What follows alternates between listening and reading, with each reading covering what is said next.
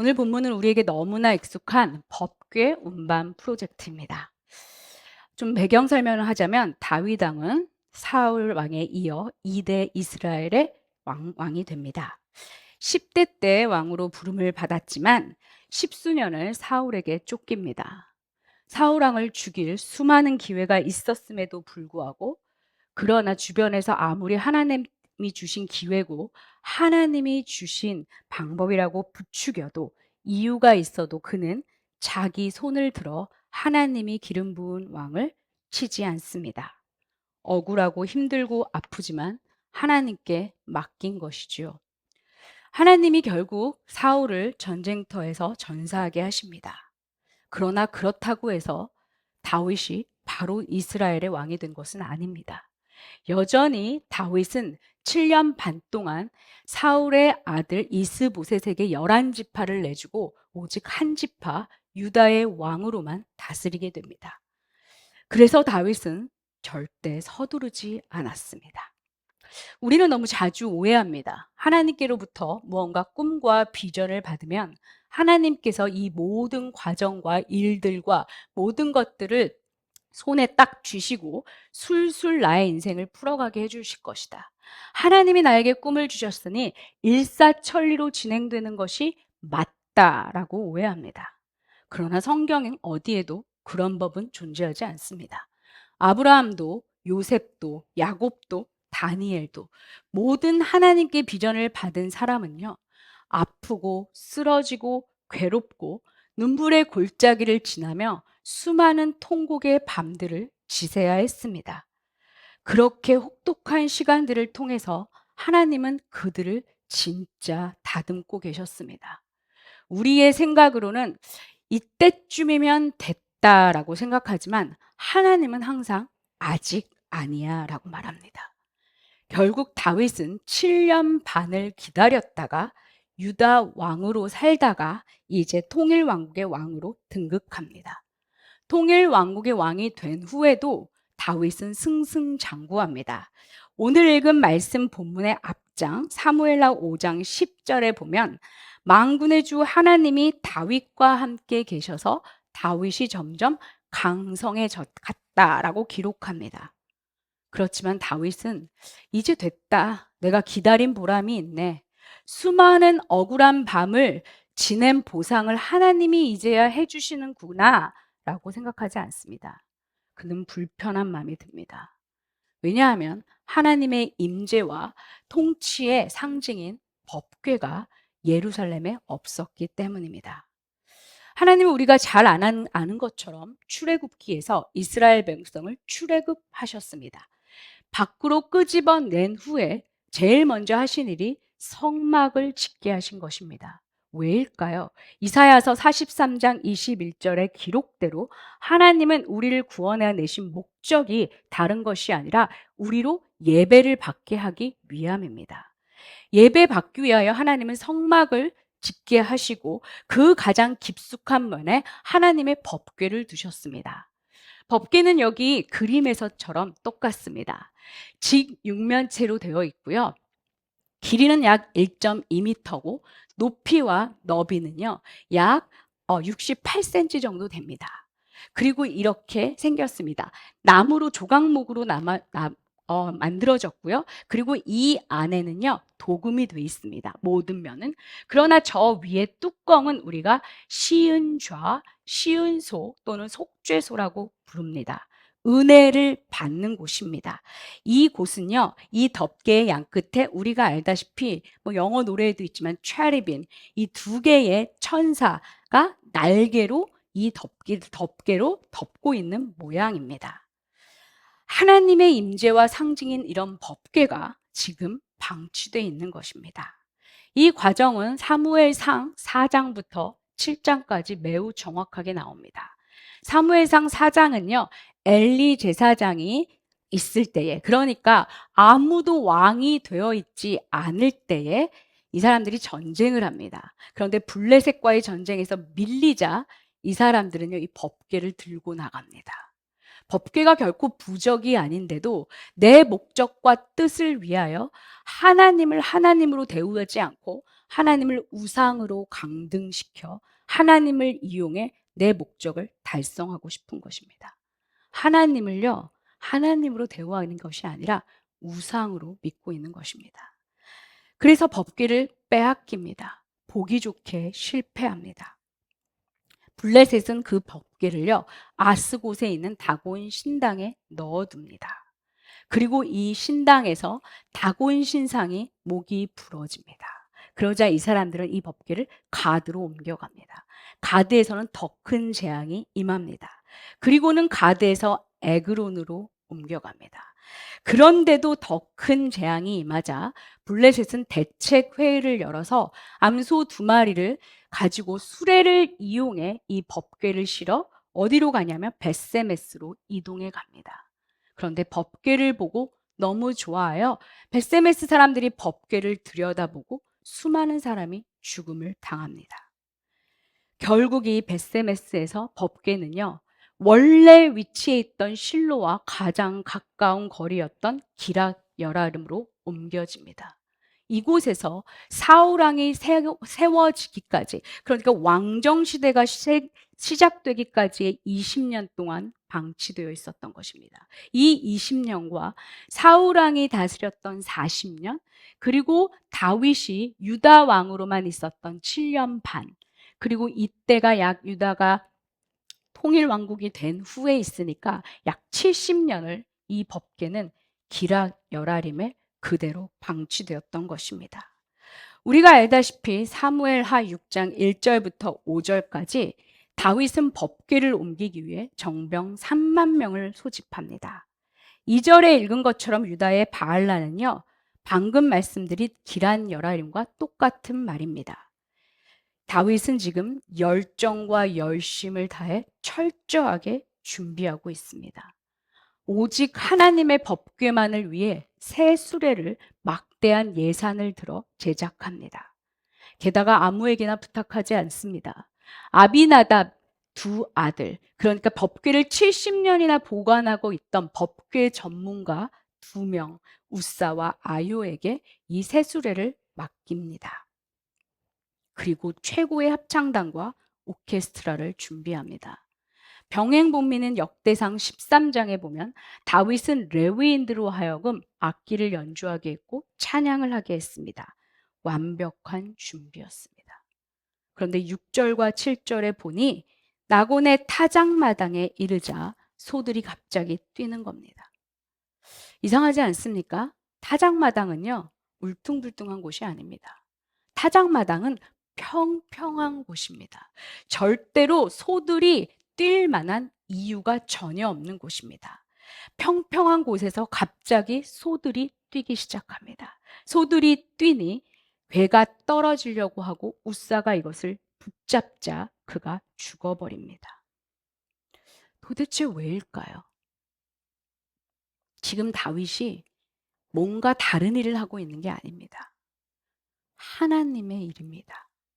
그것도 하나님이 제일 기뻐하시는 하나님의 임재와 통치의 상징인 법궤를 옮겨오려는 일을 하고 있습니다.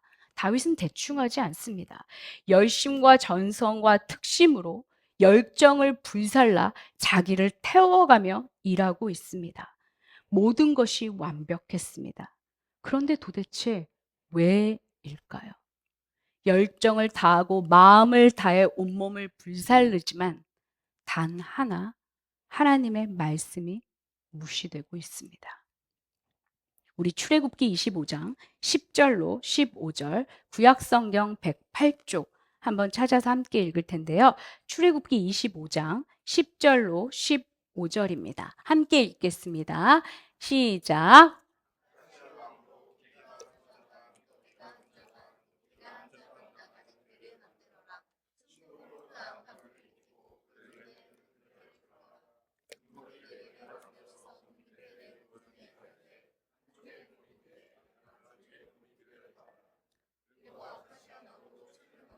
금을 입혀라. 그 채를 궤의 양쪽 고리에 끼워서 궤를 맬 수 있게 하고 그 채들 궤의 고리에 그대로 두고 거기에서 빼내지 말아라.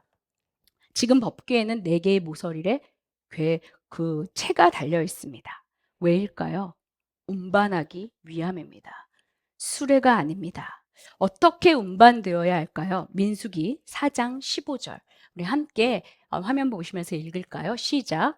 진 이동을 놔두고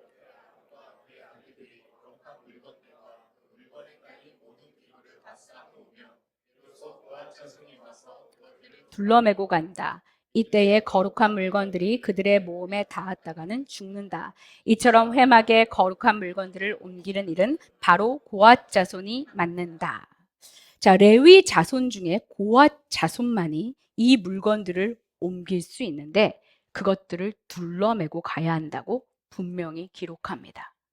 그런데 지금 다윗과 종교 지도자들과 지도자들은요, 레위 사람이 아닌 우사 형제가 이 소와 수레를 이용해 법궤를 옮겨가도록 합니다. 게다가 법궤는 함부로 만질 수 없었습니다. 우리 4장 19절과 20절을 잠깐 보면요. 가장 거룩한 물건에 가까이 할 때 그들이 죽지 않고 살게 하려면 하나님은 그들이 죽는 것을 원하지 않았기 때문에 그들에게 만지지도 보지도 못하게 하셨습니다. 그런데 이들은 어찌 보면 너무 느슨합니다. 게다가 민수기 7장 9절에 보면요.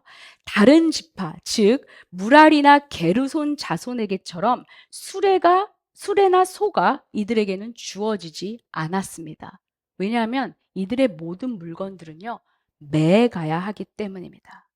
물론 수로에 싣는 것이요. 훨씬 더 업그레이드된 방식입니다. 왜냐하면 블레셋 사람들도 당시에 훨씬 더 앞서갔던 사람들도 수레를 이용해서 법궤를 옮겼습니다.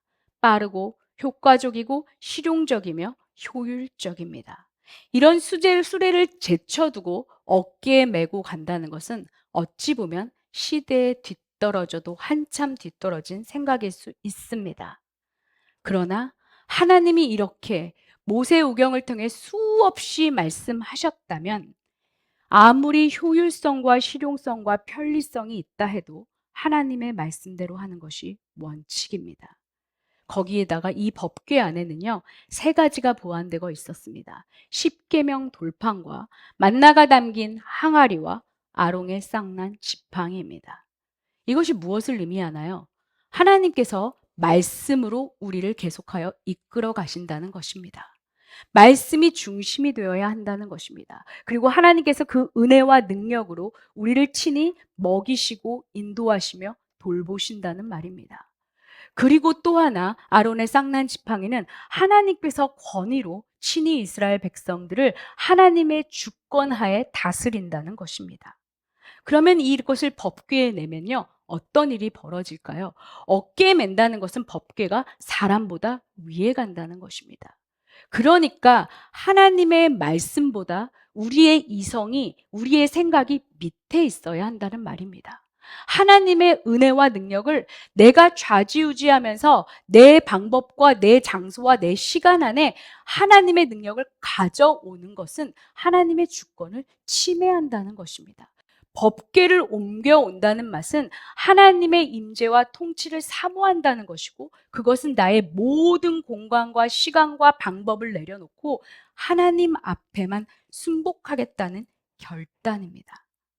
그런데 지금 다윗은 이것을 놓친 것입니다. 말로는 하나님의 임재와 하나님의 통치를 원한다고는 하지만 실제로 정말 알갱이를 그는 놓치고 있습니다. 어찌 보면 어떤 사람들은요, 다윗이 이 법궤를 옮겨오려는 것 자체가 뭔가 검은 속내라고 말합니다. 왜냐하면 이제 통일 왕국의 왕이 되었으니 이 법궤를 가져옴으로써 자신의 통치를, 자신의 정치적 실리를 위해 하나님의 법궤를 이용한다고 오해하기도 합니다. 그러나 역대상 13장 1절부터 3절을 보시면 절대 그렇지 않습니다. 하나님은요, 여기 기록대로요, 3절의 기록대로 하나님의 궤를 옮겨오려는 목적은 사울 시대에는 묻지 않았지만 하나님 뜻을 물어보고 하나님이 통치하게 하고 싶었던 순수한 의도였습니다. 자기가 왕이지만 결국은 하나님께서 이 이스라엘의 진정한 통치자요 왕이심을 인정하고 싶었던 것입니다. 그래서 다윗은 역대상에 보면 천부장과 백부장과 같은 지도자와 의논합니다. 그리고 이스라엘 온 백성의 지지와 동의와 환호를 받습니다. 그리고 모든 열정을 쏟아 이것을 진행합니다. 그러나 여기까지입니다. 지금 다윗은요, 거룩한 목표, 하나님이 기뻐하신다는 일에 꽂혀서 말씀을 놓치고 있습니다. 다윗은 이 일에 대해 사람들과는 상의합니다. 종교 지도자, 오늘날로 말하면 목사님들과는 상의하지만 하나님께는 묻지 않습니다. 마치 목사나 전도사나 장로님들이 자기의 모든 것을 알고 있는 것처럼 하나님께 묻기 전에 사람에게 먼저 달려가는 것입니다. 이것은 우리가 다윗이 사울에게 쫓겼던 여정과는 완전 반대입니다. 사울은 전쟁 중에도 위기 중에도 쫓기고 쫓겼을 때도 결코 사람에게 묻지 않았습니다. 그는 늘 하나님께 먼저 찾아가 하나님께 물었습니다. 전쟁할 때도요, 하나님께 물었습니다. 물론 하나님이 이것을 물었다고 하나님이 반대하시는 것은 아닙니다. 왜냐하면 법궤를 옮겨오는 것은 하나님이 기뻐하시는 일이었으니까요. 그러나 만약 다윗이 먼저 하나님께 물었다면 하나님은 다윗에게 이런 법궤 운반에 대해 매우 구체적으로 그에게 다시 상기시켜 주셨을 것입니다. 왜냐하면 하나님은 다윗이 물을 때마다 전쟁의 구체적인 방법까지 제시하셨던 분이니까요. 그런데 다윗은 이 과정을 생략합니다. 왜일까요? 자기는 하나님 일을 하고 있거든요. 하나님이 나에게 주신 사명을 하고 있다고 생각하는 거거든요. 저와 여러분도 마찬가지입니다. 우리는 하나님 일, 하나님의 사역, 특별히 교회 일 하면 무조건 하나님이 기뻐하신다고 착각합니다. 그래서 이 거룩한 목표를 향해 나를 태웁니다. 열정을 태우고요. 모든 것을 바칩니다. 하나님의 말씀에서 조금 벗어난다 해도 체크할 생각하지 않습니다. 왜요? 하나님 영광을 위한 것이거든요. 하나님의 교회를 위한 것이거든요. 하나님이 주신 꿈과 비전을 위한 것이거든요.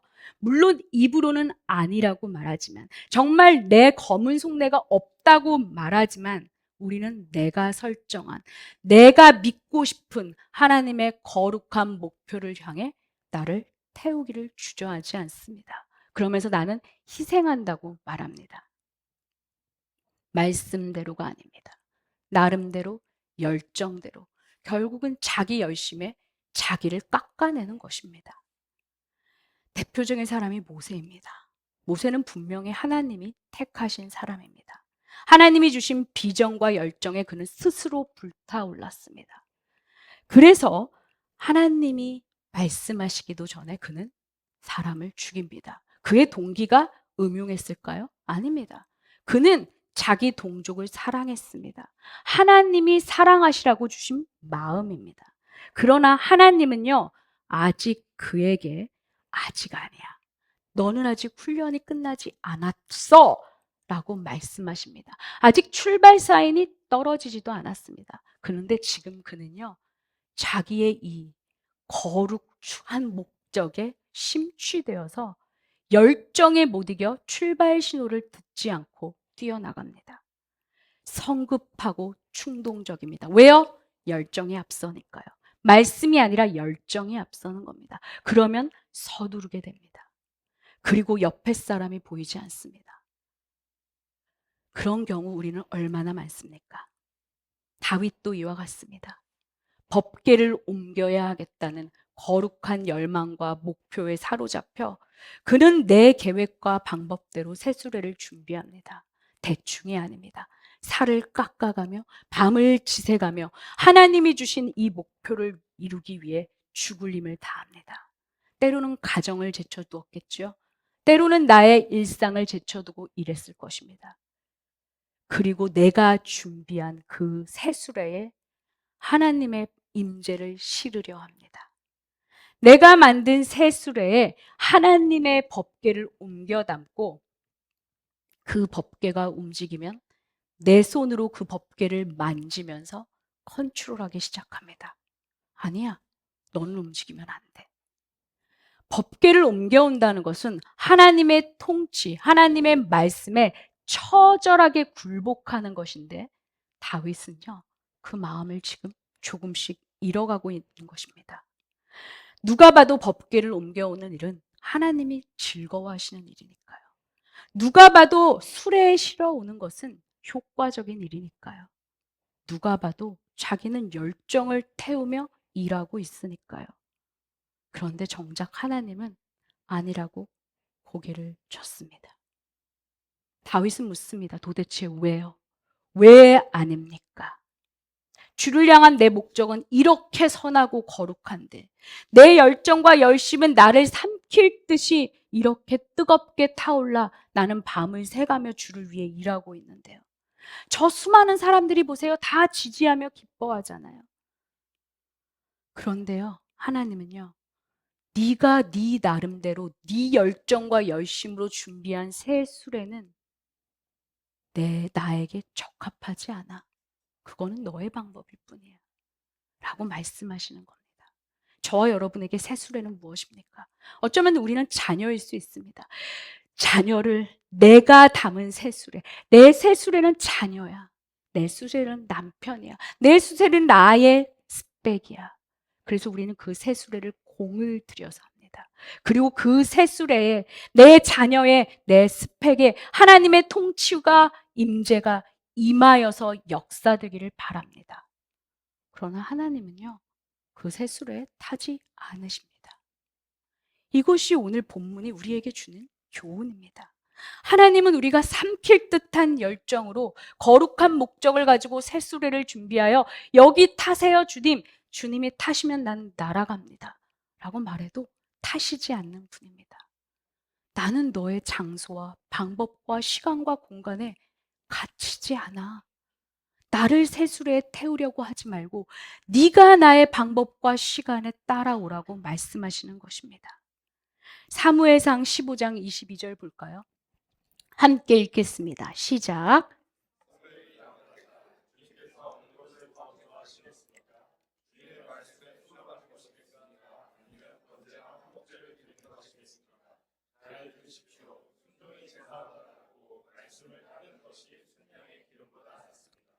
자, 지금 이 말은요, 사무엘이 사울에게 말하고 있는 것입니다. 저와 여러분은요, 하나님이 기뻐하시는 번제나 화목제 아니면 그 기타의 일들을 하고 있을지 모릅니다.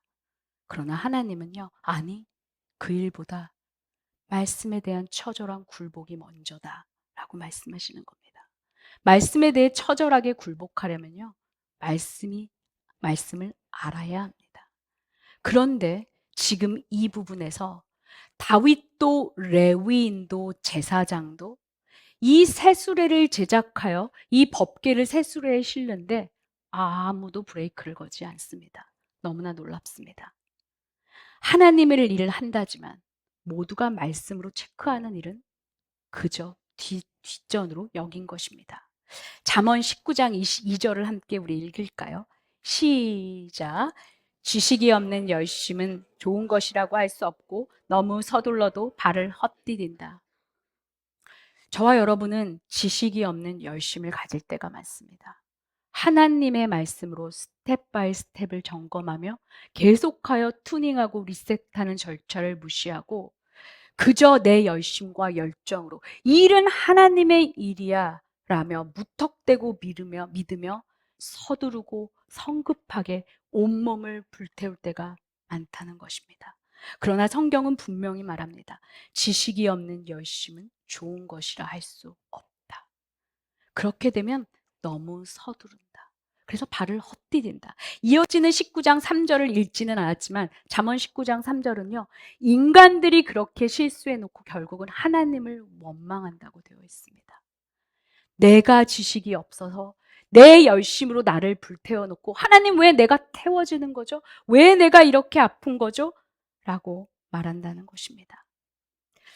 우리는 내 원하는 방식을 계속 고집하면서도 하나님의 임재와 통치를 갈망합니다. 주님, 내 삶을 오셔서 다스려 주십시오라는 앞뒤도 맞지 않는, 말도 안 되는 고백을 할 때가 너무나 많습니다. 주님의 임재를 원한다면서 나는 정작 내 방법은 말씀과 벗어날 때가 있다는 말입니다. 그러나 하나님을 원한다면 이렇게 할 수는 없습니다. 하나님을 원하고 임재와 통치를 사모하는 예배는요, 정말로 날마다 말씀으로 점검받는 일입니다. 유진 피터슨의 이야기를 함께 한번 우리 읽어볼까요? 시작. 예배는 우리가 자아 집착을 중단하고 하나님의 임재에 주목하기 위한 전략이다. 하나님께 주목하기 위해 따로 내온 시간과 장소이다.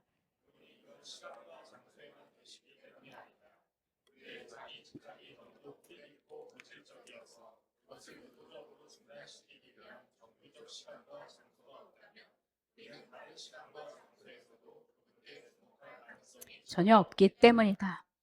예배는 자아 집착을 중단하고 하나님의 임재에만 주목하는 것입니다. 우리는 여전히 예배의 자리에 있지만 이렇게 다윗과 우사처럼 하나님의 임재와 통치를 사모한다 하면서도 여전히 내 새수레를 놓지 못할 때가 많습니다. 그 새수레에 오히려 예배하면서 하나님이 이 새수레에만 타셔야 합니다 라고 고집하고 있지는 않습니까? 하나님을 만왕의 왕이요 만주의 주라고 고백하면서 아니요 하나님, 그러나 하나님은 내가 제작한 이 새수레, 내가 열정과 성의와 열정을 불태워서 제작한 이 새수레에 당신은 타셔야만 합니다.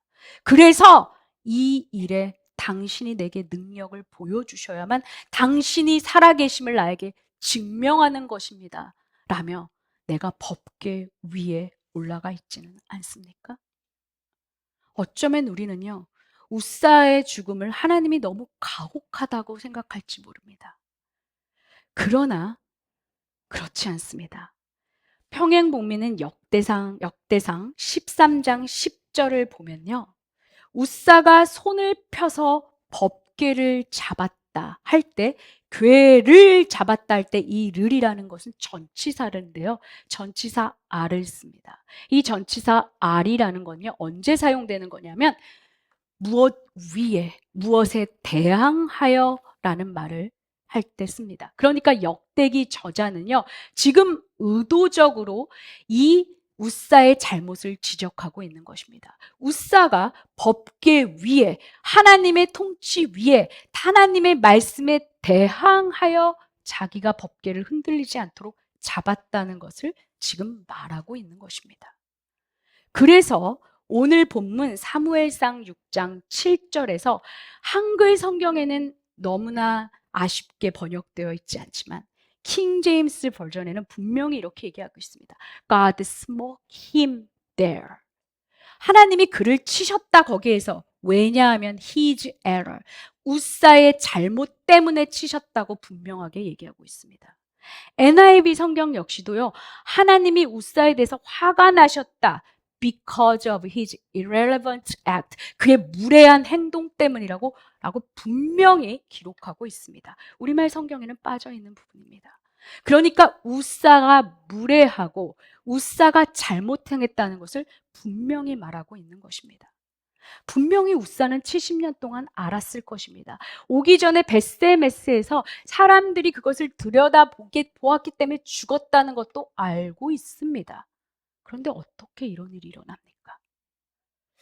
이 일이 이해가 되지 않아 곰곰이 묵상했는데요, 70년 동안 아무 일도 일어나지 않았다면 이럴 수 있을 것 같습니다. 70년 동안 아무 일도 일어나지 않았어요. 그러면 어땠을까요? 아무 일도 일어나지 않네? 하면서 조금씩 어때요? 경외감을 잃어가고 법궤를 다루는 방법에 대해서 조금씩 무디어지는 겁니다. 저와 여러분도 마찬가지입니다. 아직 일어나지 않은 것을 우리는요, 앞으로도 일어나지 않을 것이라고 생각합니다. 그래서 자연재해가 어떨 때는 대책 없이 일어나지 않습니까? 그러니까 아직 일어나지 않았다는 것은 아직 일어나지 않았지만 언제든 일어날 수 있다는 것을 우리는 생각하지 않습니다.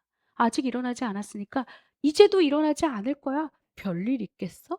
라면서 조금씩 선을 넘으며 하나님에 대한 경외감, 하나님 말씀에 대한 두려움을 잃어가고 있는 것이 저와 여러분의 현실입니다.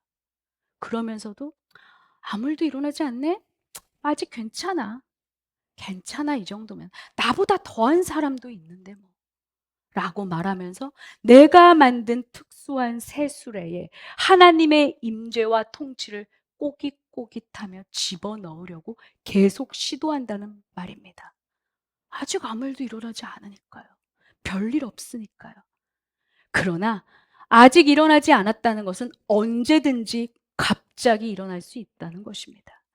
오늘 본문처럼 평지에서 이 타작마당에서 갑자기 소가 뛰면서요, 수레가 흔들리고 아무렇지도 않게 경외감 없이 법궤 위에 손을 대서 죽어버리는 심각한 일이 어느 날 갑자기 일어날 수 있다는 말입니다. 유진 피터스는요, 우리가 방금 인용했던 다윗이라는 책에서 웃사는 우리에게 보여주는 위험 표지판이라고 말합니다. 그는 말합니다. 우리가 교회나 학교에 들어가서 하나님의 말씀에 대해 배운다. 그러면서 하나님을 알게 되고, 그러면서 우리는 여러 책임을 맡게 되고 사람들로부터 인정을 받게 된다는 말입니다. 그러는 사이에 우리는 스스로 처음에는 분명히 하나님에 대한 감격과 두려움으로 시작했지만 조금씩 선을 넘는다는 것입니다. 그러면서 하나님을 위해, 하나님 일을 위해 내가 무언가 해야겠다고 주객이 전도된 삶을 산다는 것이죠. 왜냐하면요, 내가 바로 하나님 제일 가까운 사람이니까요. 웃사처럼 내가 법궤를 가장 잘하는 사람이 되어버린 것입니다. 나도 모르게 조금씩. 그래서 그는 말합니다. 웃사처럼 생각하고 행동한다면 우리도 죽은 사람이 될 것이다. 한번 커트를 찍 띄워주시면 갑자기 죽은 것이 아니라 그는 오래전부터 서서히 죽어가고 있었던 것입니다. 그는 조금씩 하나님의 말씀은 알아가지만, 머리로는 알아가지만 두려움은 잃어가고 있는 것입니다. 하나님에 대한 지식은 많아지만 하나님과의 친밀감은 놓치고 있는 것입니다. 자기 열정으로 불타올라 스스로 하나님의 일을 한다고 소리치지만 정작 하나님의 방법은 따르지 않는 것입니다. 웃사가 죽자 다윗은 그곳을 베레스 웃사라고 합니다. 6장 8절과 9절을 함께 읽겠습니다. 시작.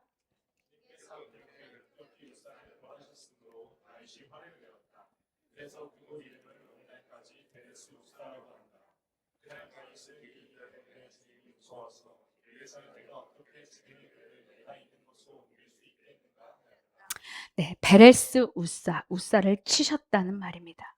그런데 여기서 다윗이 화를 내었다고 됩니다. 어떻게 화를 낼 수 있어? 라고 물을지 모릅니다. 그러나 저는 이 본문을 묵상하면서 너무 이해가 됐습니다. 여러분도 그런 적 없나요? 분명히 내가 속이 검은 의도를 갖고 꼼수를 부리며 일한 게 아닙니다. 나름 하나님의 일을 하며 하나님이 주신 꿈을 위해 열심히 최선으로 열정을 불살라 내 모든 것들을 때로는 차단하며 나를 희생해가며 일한 적이 많습니다. 그런데 내 손에 아무것도 남아있지 않고 결과가 보이지 않습니다. 그럴 때 우리는 억울합니다.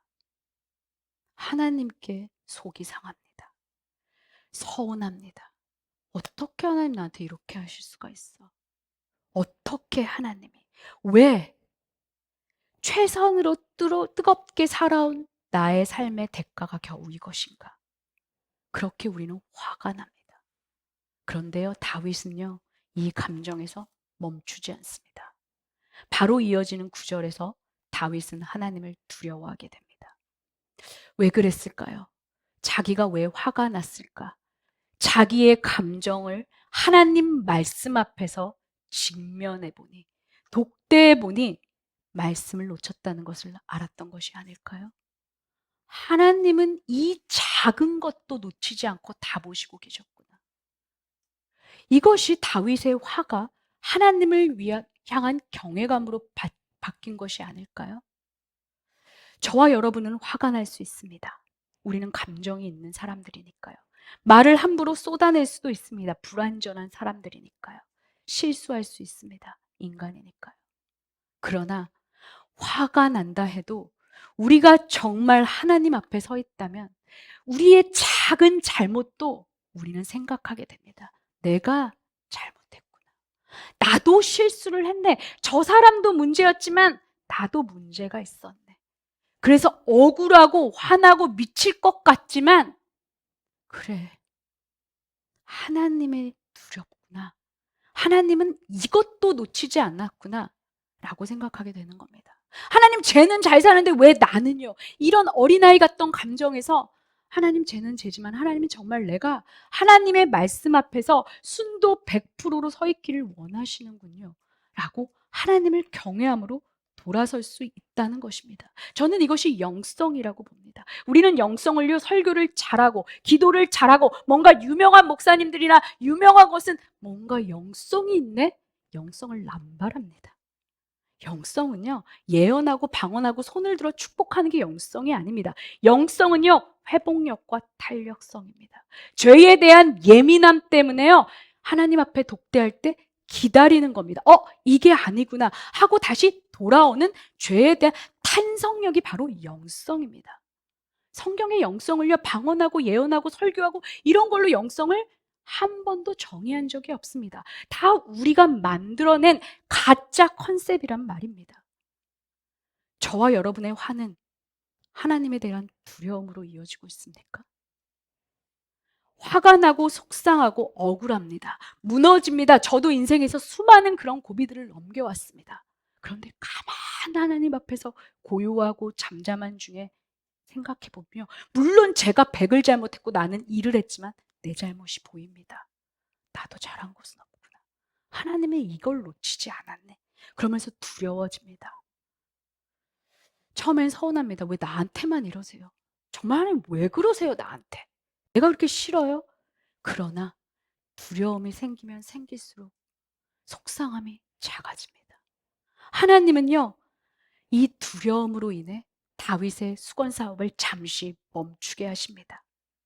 10절에 보면 다윗은 이제 자기가 그토록 준비하고 열심을 다했던 일을 손에 뗍니다. 멈춥니다. 왜요? 하나님을 기쁘게 하는 것이 사람에게 망신 당하는 것보다 훨씬 더 중요하기 때문입니다.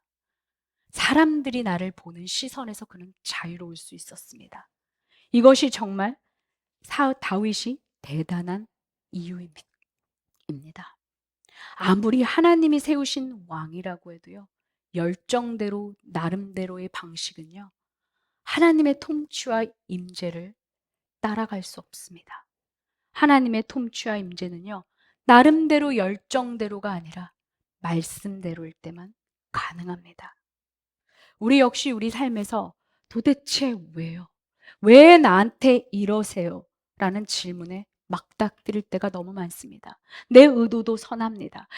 내가 뭔가 잘하려고 한 게 아닙니다. 나름 하나님의 영광과 하나님이 기뻐하시는 일을 위해 쏟아부었을 것입니다. 그런데 왜라는 질문이 생길 때 우리는 돌아봐야 합니다. 정말로 확신과 열정으로 불타올라 말씀대로가 아니라 내 열정대로, 열심대로, 나름대로 한 일은 아닐까. 그래서 너무 급하고 성급하게 열정으로 불타올랐던 것은 아닌가. 말씀에서 벗어난 열정은요, 나도 태우지만 내 주변도 태웁니다. 말씀에서 벗어난 열심은요, 나도 죽이지만 내 옆에 사람도 죽일 수 있습니다. 아무리 내가 새수레를 준비하고 모든 거를 열심대로 철저하고 완벽하게 준비하지만 말씀대로가 아니라면 하나님은 고개를 저으십니다. 나는 네가 모든 것을 쏟아부은 그 새수레에 탈 수가 없구나. 그것은 나의 방법이 아니거든. 법궤를 모셔온다는 것은요, 내 일부가 아니라 내 삶 전체를 하나님 앞에 굴복시킨다는 뜻입니다. 모든 스텝과 모든 생각과 과정과 모든 하나하나를요, 내 시간과 장소 안에서 하나님을 끌어들이려는 시도를 멈추고 내 방법과 계획 안으로 하나님의 임재를 끌어들이려는 시도를 멈추고 하나님이 나에게 무엇을 원하시는지 하나님께로 다시 돌아가는 것. 그 말씀대로 튜닝되고 리셋되는 것이 바로 하나님의 통치와 임재를 사모하여 법궤를 모셔드리는 일입니다.